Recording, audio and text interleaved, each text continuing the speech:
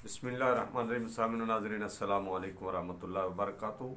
साहिबजादा अब्दुल वहीद अली कादरी आज फिर एक बार अपने यूट्यूब चैनल हयात तामीर पर आपसे मुखातब है और मैं अर्ज़ गुज़ार हूँ कि जिस दोस्त ने, जिस भाई ने, जिस मेरे प्यारे वीर ने अभी तक यूट्यूब चैनल हयात तामीर को सब्सक्राइब नहीं किया वो सब्सक्राइब ज़रूर करें और घंटी के बटन को ज़रूर दबाएं ताकि हर आने वाली वीडियो बआसानी आपको मिल सके और इन वीडियोस को सदका जारिया समझकर शेयर करें ताकि दीगर अहबाब भी इनसे इस्तेफ़ादा हासिल कर सकें।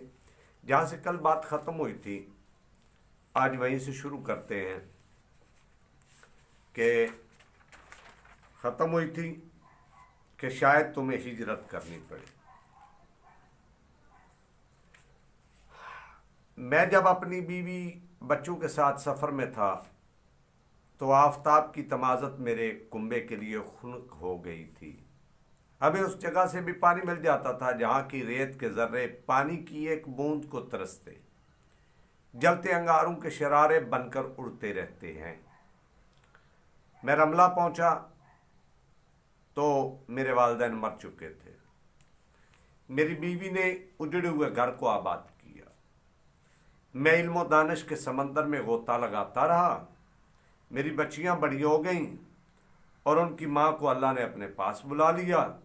बच्चियों ने घर संभाल लिया और एक रात जब मैं गहरी नींद सोया हुआ था मेरी आँख इस तरह खुल गई जैसे किसी ने जगाया। मैं उठ खड़ा हुआ। बगदाद के खतीब की बरसों पुरानी बात याद आई कि तुम अपने आप जाग उठोगे और अपने इरादे के बगैर चल पड़ोगे। ऐसे ही हुआ। मेरे ज़हन में कोई इरादा, कोई ख्याल नहीं था। मैं घर से निकल गया, आबादी से भी निकल गया। कहीं कहीं ऐसे लगता था जैसे कोई मेरे आगे जा रहा हो।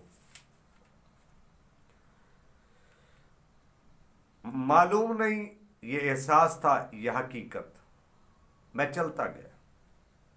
मालूम नहीं तुमने वो जगह देखी है या नहीं जहाँ गहराई है और गहराई में नदी बहती है।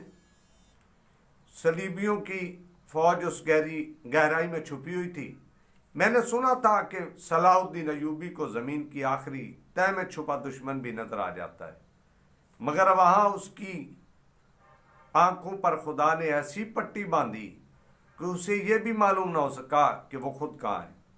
सलीबी फौज तुम्हारी फौज को फंदे में लाकर गहराई में से निकली और हमला किया और तुम्हारा जो हाल हुआ वो तुम जानते हो। उस जंग से बरसों पहले मैं रात को अपने आप या गैब की कुव्वत के ज़ेरे असर उस गहराई में पहुंच गया और एक जगह मेरे कदम रुक गए। चांदनी रात थी। मुझे एक कब्र नजर आई जिसके इर्द गिर्द पत्थरों की 2 हाथ दीवार ऊंची थी। मैंने आजमाने के लिए कदम किसी और सिमत को उठाए, लेकिन मैं कब्र की तरफ घूम गया और पत्थरों की दीवार में अंदर जाने को जो रास्ता बना हुआ था उसमें दाखिल हो गया। मेरे हाथ अपने आप फातिहा के लिए उठे। मुझे ऐसे लगा जैसे वहाँ चांदनी सफ़ेद थी। मेरे ज़हन में अपने आप ख्याल आया कि खतीब मुकर्रम ने इसी जगह की निशानदही की थी। मैं कब्र के पास बैठ गया और कब्र पर हाथ रखकर अर्ज़ की कि मुझ गुलाम के लिए क्या हुक्म है।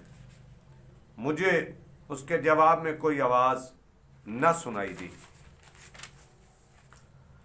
अपने आप ही ख्याल आया कि मुझे जो फैज़ मिलेगा इसी से मिलेगा। मैंने रात वहीं गुजार दी।